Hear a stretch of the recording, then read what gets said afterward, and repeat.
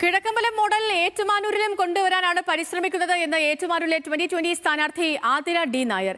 ജനങ്ങൾക്ക് എന്താണ് വേണ്ടത് എന്ന് മനസ്സിലാക്കാൻ തനിക്ക് സാധിക്കും. 2020 അംഗത്വം എടുത്തത് ഒരാഴ്ച മുൻപാണെന്നും ആതിര ന്യൂസ് മലയാളത്തോട് പറഞ്ഞു.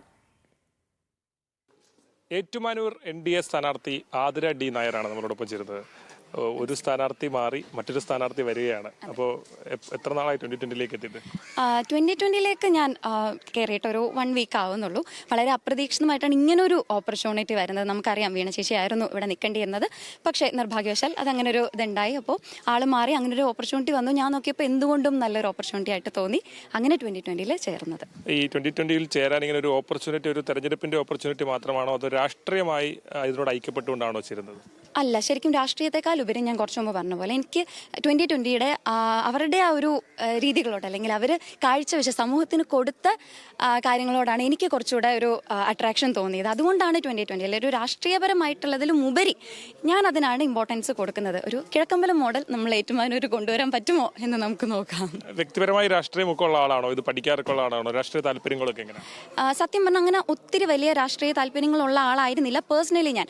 പക്ഷെ എൻ്റെ വീട്ടിലൊക്കെ എന്താ പറയുക, അത്യാവശ്യം ഒരു ബാക്ക്ഗ്രൗണ്ട്, RSS ബാക്ക്ഗ്രൗണ്ട് ഒക്കെ ഉള്ള ആൾക്കാരാണ്. പക്ഷേ ഇപ്പോൾ നമ്മുടെ ബഹുമാനപ്പെട്ട നിലവിലെ മന്ത്രി വാസവൻ സാറിനെ പോലെയോ, അല്ലെങ്കിൽ നമ്മുടെ UDF സ്ഥാനാർത്ഥി നാട്ടകം സുരേഷ് സാറിനെ പോലെയോ ഒന്നും അത്രയും ഒരു രാഷ്ട്രീയ പാരമ്പര്യമൊന്നും എനിക്കില്ല. അതും ഈ പറഞ്ഞ പോലെ ഒരു കുറവായിട്ട് ആളുകൾ കാണുന്നുണ്ട്. പക്ഷേ അതൊന്നും എനിക്കില്ല.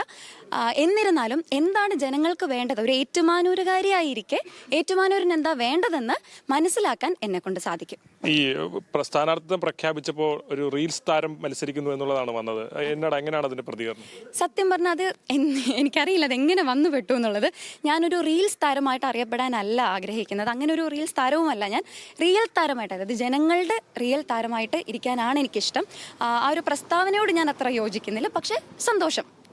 ഈ തെരഞ്ഞെടുപ്പിൽ വിജയമോ പരാജയമോ ഒക്കെ അത് പ്രതീക്ഷിക്കാൻ കഴിയുന്നതല്ല. അതിനുശേഷം സജീവ രാഷ്ട്രീയത്തിലുണ്ടാകും. രാഷ്ട്രീയത്തെക്കാൾ ഉപരി ഞാൻ വീണ്ടും പറഞ്ഞല്ലോ, 2020 ഒരു ആശയമുണ്ട്.